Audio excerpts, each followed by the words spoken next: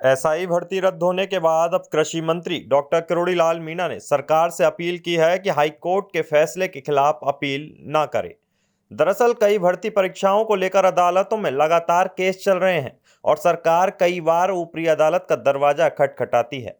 लेकिन किरोड़ीलाल मीणा का कहना है कि अगर युवाओं के हित में फैसला आ चुका है तो सरकार को उसे स्वीकार करना चाहिए। बीते दिनों जयपुर के दुर्गापुरा कृषि अनुसंधान केंद्र में मीडिया से बातचीत करते हुए कृषि मंत्री ने कहा कि मंत्री बनते ही उन्होंने एसआई भर्ती रद्द करने की मांग रखी थी। इस बीच आरएलपी सांसद हनुमान बेनीवाल ने कृषि मंत्री पर गंभीर आरोप लगा दिए। इन आरोपों से आहत होकर किरोड़ीलाल मीणा ने भावुक बयान दिया। उन्होंने कहा कि मैं भ्रष्टाचार कर ही नहीं सकता, लेकिन बेनीवाल के गंभीर आरोपों से मैं गहराई से आहत हुआ हूं। यह दुख कई दिनों तक नहीं मिटेगा। किरोड़ी ने कहा कि बेनीवाल उनके बेहद नजदीकी रहे हैं, लेकिन अब इस तरह के आरोप उन्हें परेशान करते हैं।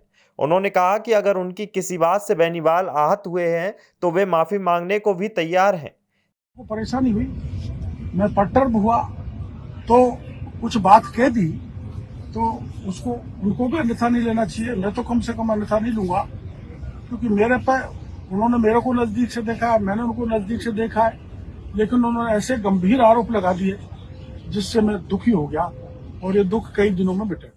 गहलोत सरकार से 200 करोड़ रुपए लेने के बेनीवाल के आरोप पर भी किरोड़ी मीणा ने सफाई दी। उन्होंने कहा कि वे 5 साल तक गहलोत सरकार के खिलाफ लड़ते रहे, यहां तक कि उस दौरान उन्होंने गहलोत से मुलाकात भी नहीं की।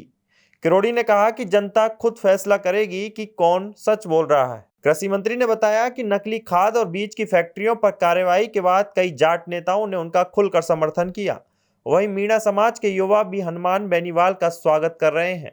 यानी इस मुद्दे ने दोनों समुदाय की राजनीति को प्रभावित करना शुरू कर दिया है। एसआई भर्ती को लेकर मंत्री मीणा ने कहा कि आंदोलन की शुरुआत उन्होंने की थी, इससे उनका भावनात्मक जुड़ाव रहा है। हालांकि वे उस सब कमेटी में शामिल नहीं थे जिसने भर्ती परीक्षा पर रिपोर्ट तैयार की, लेकिन उनकी व्यक्तिगत राय यही है कि परीक्षा रद्द होना सही कदम था। किरोड़ी ने आगे कहा कि अब वे एसओजी को नए तथ्य देने जा रहे हैं। इन तथ्यों से उनके अनुसार कुछ बड़े मगरमच्छ भी पकड़े जाएंगे, लेकिन उन्होंने आरोप लगाया कि एसओजी के कुछ अधिकारी निर्दोषों को फंसा रहे हैं और असली दोषियों को बचाने में जुटे हुए हैं। उन्होंने उदाहरण देते हुए कहा कि एक अधिकारी मोहनलाल पोसवाल को केवल 12 ट्रांसफर किया गया, इसे वे पर्याप्त कार्रवाई नहीं मानते। कृषि मंत्री किरोड़ी की माफी के बाद अब आरएलपी चीफ और नागौर सांसद हनुमान बेनीवाल का बयान भी सामने आ चुका है। बेनीवाल ने मीडिया के सामने आकर बाबा किरोड़ी से अपने शब्दों के लिए माफी मांग ली है।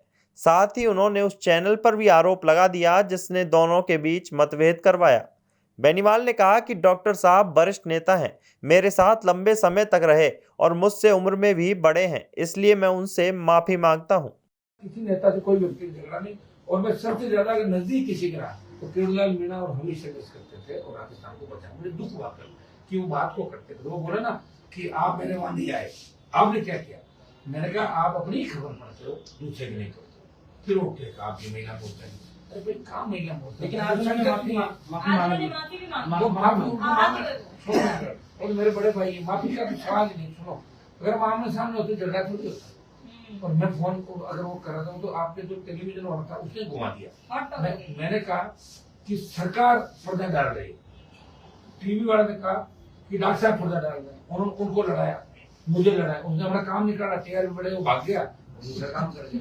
तो ये तो गलत बात है। इस तरह करके फिर डॉक्टर साहब आपा हो गए बहुत दिन। और कल के बयान से माननीय हनुमान बेनीवाल किसी बात से आहत हुए तो मैं मीडिया के सामने उनसे माफी चाहता हूँ।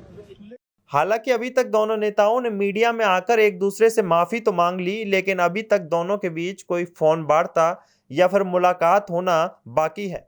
आगे जो भी होगा, लेकिन सोशल मीडिया पर यह घाव दोनों नेताओं को एक दूसरे पर लगाए गए आरोपों की याद दिलाते रहेंगे। इस पूरे मामले में आप अपनी राय हमें कमेंट बॉक्स में लिखें। वीडियो पसंद आया हो तो इसे लाइक करें, शेयर करें और चैनल को सब्सक्राइब करें।